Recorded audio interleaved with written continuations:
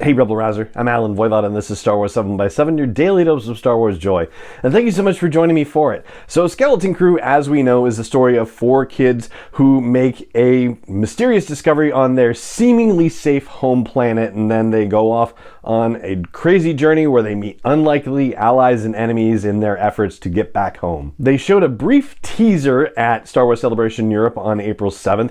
The kind of stuff that we saw in there was very Amblin-like. They talk about the Amblin movies like The Goonies and E.T. and that sort of thing, so we get to see the normal suburban life on what is so far an unnamed planet, and supposedly it's going to be a brand new planet, one that we haven't heard of in Star Wars storytelling before. We get to see kids in school, we get to see parents in cubicles at work, we get to see somebody's, bedroom and house and workshop, and yeah, just what normal kid life in the suburbs might look like. But as far as what that mysterious discovery is, well, whatever it is probably in the middle of a forest, because there's shots of a forest and it's nighttime and there are flashlights waving around, that sort of thing. We see a parent, a father, presumably coming home and saying, when, you better be studying, and finding out that whoever when is not actually in the house, probably one of the 4 kids who's out running around in the forest in the middle of the night. And this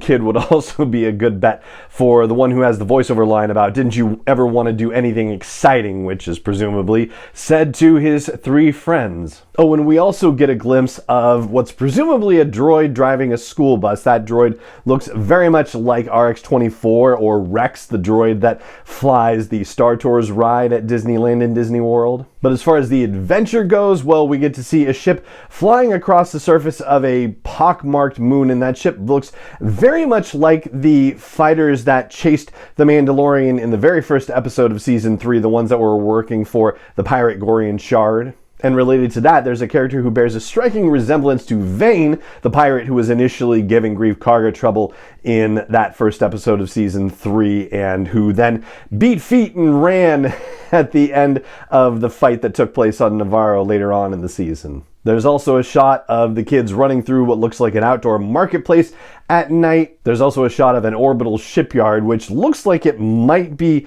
maybe a maintenance shipyard, because there's just cables attached to everything everywhere. There are active ships. It looks like there's lit up landing bays in one large ship, for example. But yeah, it doesn't look like any ship in this shipyard is necessarily going anywhere anytime soon. We get 2 of the parents, Tunde Adebimpe and Carrie Condon, who are talking about how there must be something wrong and the kids aren't going to just turn up and they need to help them get home. This is at the workplace with cubicles and whatnot, and we see what looks like some sort of New Republic security droid walking in and looking around. And the big moment at the end of the footage they showed happens when the kids appear to be in some sort of makeshift cell, and we see a key floating, and it goes into the hands of Jude Law, who's surprisingly there, and there's a voiceover, one of the kids reacting like, "You're a Jedi!" And that, of course, is up for debate, naturally. Certainly, based on the demonstration, he seems to have force powers. It's probably not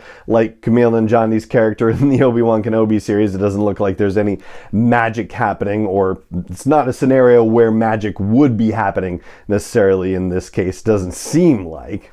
But yeah, Jude Law, a Force user for sure. A Jedi, yeah, jury's out on that for sure.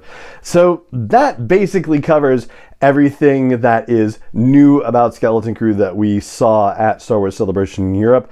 And that is going to do it for this episode of the podcast. So it just remains for me to say thank you so much for joining me for it as always, and may the Force be with you wherever in the world you may be. 7x7 is not endorsed or sponsored yet by Lucasfilm Limited, Disney, or 20th Century Fox, and is intended for entertainment and information purposes only. Star Wars, the Star Wars logo, all names and pictures of Star Wars characters, vehicles, and any other Star Wars related items are registered trademarks and/or copyrights of Lucasfilm Limited, or their respective trademark and copyright holders. May the Force be with them. All original content is copyright 2021 by Star Wars 7x7. We hope you love it.